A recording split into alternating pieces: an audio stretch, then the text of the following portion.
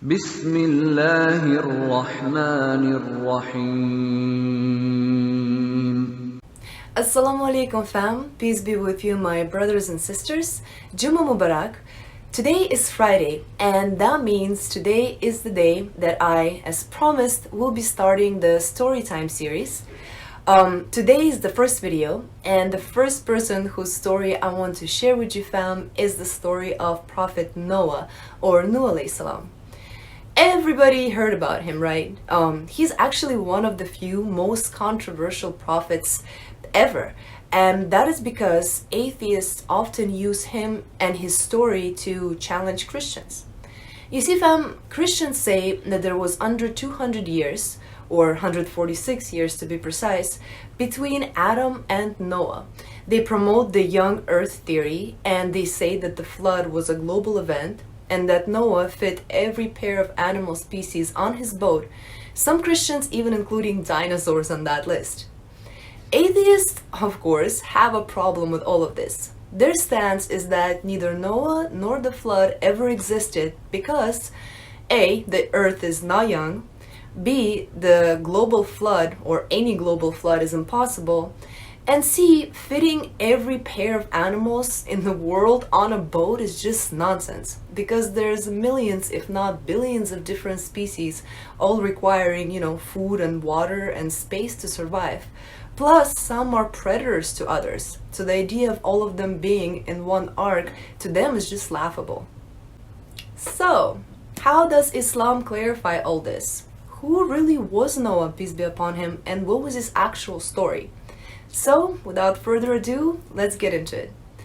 Noah, he was the son of Lamech, who was a descendant of Idris, who was a descendant of Seth, who was the son of Adam, peace be upon him. He was the first messenger from God, not the first prophet, but the first messenger. He was sent to his people with a warning and a reminder at a time when humanity basically first abandoned the worship of one God, their creator, and started worshiping idols. There are multiple hadith from different schools of thought which tell us that there was 10 qarn or qarun, meaning generations between Adam and Noah, believing generations. However, generations of that time lasted way longer than what we have today. For example, Noah, peace be upon him, he lived to be 950 years old, so his generation lasted almost a century. 10 believing generations between Adam and Noah, peace be upon him, means that there was actually thousands of years between them. Not only because generations lasted so long, but also because not every generation were believers. So the idea of there being only 146 years between them is incorrect. What I find very interesting about Noah's people is that they were the first to worship idols. And the particular idol that they had, called Wad, he was the first ever in history to be worshipped instead of Allah, one God. So how did they get to this point?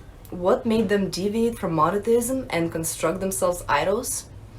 You see, fam, Wad and other idols that they worshipped were at some point just regular people. But they were very good people. They were pious and they were loved by many. Their names were Wad, Suwa, Yagut, Ya'uk, and Nasr. These people used to sit and give speeches and lectures about God, and they were very respected individuals. Once they died, though, people wanted to construct something in the places that they used to sit as a remembrance for them. So they built statues, and they would gather around them to remember these people. Later, however, those who built the statues and the original gatherers, they got old and weak, and it became difficult and inconvenient for them to go hang around there and pay their respects. So they decided to make mini versions of those statues to keep them at home so they don't have to go anywhere anymore. But time passed, and their children, along with the children of their children, they all lost understanding as to why those statues were even there. All they saw was that their ancestors were respecting them and loving them, both the outside ones and the ones that they had inside the house. So they followed their footsteps without knowledge, They started to bring them food and sacrifices, to these statues, thinking that they will bless them, making, rituals of worship and abandoning the original message of one God that their ancestors and the people representing those statues actually preached. They went astray, and it was at this time God sent Noah, a man from amongst themselves, to warn them and remind them of God, and to call them to abandon their idol worship and return to monotheism. Noah had a wife and 5 sons. The sons' names were Yam, Shem, Ham, Japheth, and Abir. His sons were his supporters and believers, all except one, Yam. He was not a righteous man, and he did not accept Noah as God's messenger. Noah, peace be upon him, spent his life calling people to one God, reminding them of Judgment Day, reminding them that the statues are not meant to be worshipped and that's not why they're there. He was calling them to prayer and good deeds, trying to reason with them, trying to persuade them, explain to them. He did absolutely everything he could. Yet, very few of them actually believed. On the contrary, they were repulsed by him. They would cover their ears when he spoke and teach their kids to stay away from him. They told their kids to never abandon Wad and Suwa and Nasser for Noah.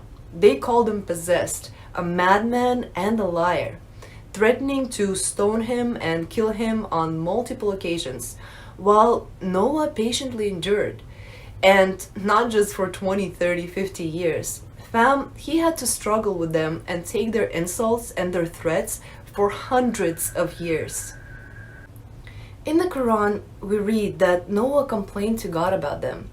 He said, "My Lord, indeed I invited people to the truth night and day, but my calls only made them run further away.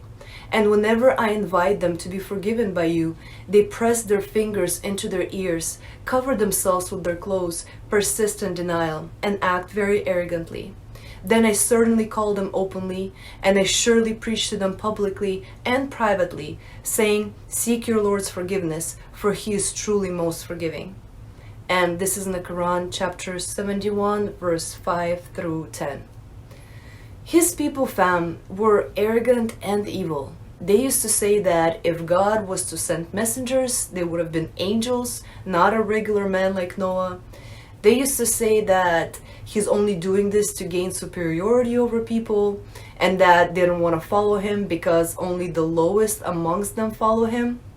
They used to tell him to basically expel and abandon, his not so impressive following, and if he will, maybe they'll join him. Of course, Noah could never do that. So we read that he cries to God in the Quran. He says, "My Lord, they have certainly persisted in disobeying me, and followed instead those elite whose abundant wealth and children only increase them in loss." This is Quran 71:21. Fam, it was bad. They abused him, and they kept saying that, "Bring upon us the punishment of God that you're talking about, and if you won't, then you're surely a liar and deserve to be stoned." But Noah kept explaining to them that God's wrath is not in his hands, and when the punishment does come, it will be too late for any of them to be saved. Hundreds of years passed like this, and they still wanted nothing to do with him. They denied him to a point that even on Judgment Day, when they will be asked, "Was not a messenger sent to you?" they will reject him and they will say, "No, no messenger or warner was sent to us." Time finally comes, and Noah, peace be upon him, receives a revelation from God. He was told, "None of your people will believe except those who already have. So do not be distressed by what they have been doing. And build an ark under our watching directions, and do not plead with me for those who have done wrong, for surely they will be drowned." Noah was instructed to build an ark, and build an ark he did. It was a 3-story deck boat. First deck was meant for the animals, the middle one for the people, and the top one for the birds. And even as he was building it, his people were mocking him. But he just kept going, and he would reply, "If you laugh at us, we will soon laugh at you similarly. You will soon come to know who will be visited by a humiliating torment in this life and overwhelmed by an everlasting punishment in the next." and this is in the Quran 11:38 to 39. It is said that Noah was about 600 years old when the ark was completed. Meanwhile, he lost his son Abir, who they say passed away before the flood, and also his wife. Though some claim the wife stayed alive and she was actually one of the people on the ark, but Allah knows best. So the boat was finished and the command of Allah came. Rain began to pour furiously and water started to gush out of the earth, quickly filling up the whole land. God at that point instructed Noah, as we read in the Quran, Surah 11:40, it says, "Load upon the ship of each creature 2 mates, and your family, except those about whom the decree had preceded, and include whoever has believed." Now fam, this flood became huge, very fast, and water was everywhere. So the believers quickly loaded themselves on the boat and took pairs of whatever animals and birds that were there with them. It is said that there was about 70 to 80 people on the ark, including Noah, peace be upon him, 3 of his sons, Shem, Ham, and Japheth, along with their wives, and possibly also Noah's wife too, and other believers who accepted God's call. Noah's last son, Yam, however, refused to go with them. We read in the Quran in chapter 11 verse 42 that Noah called out to his son who stood apart, "O my dear son, come aboard with us and do not be of the disbelievers." He replied, "I will take refuge on a mountain which will protect me from the water." And that was all Yam said before a wave overtook him and he was amongst those who drowned. When the storm finally subsided and everything calmed down, the boat rested on Mount Judy. The believers had to start a new community, and so they did. They ended up settling in that land. Noah, peace be upon him, lived for another 350 years. Each of Noah's 3 sons ended up having 3 children of their own, so Noah ended up having 9 grandkids. From the progeny of Shem came the Arabs, Persians, and the Romans. His other son Ham started the lineage of the Copts, Berbers, and Sudanese. And from Japheth progeny came the Turks, Gog and Magog people. In Noah's last will to his sons before he passed away, he told them that he enjoins upon them 2 things and he forbids them from 2 things.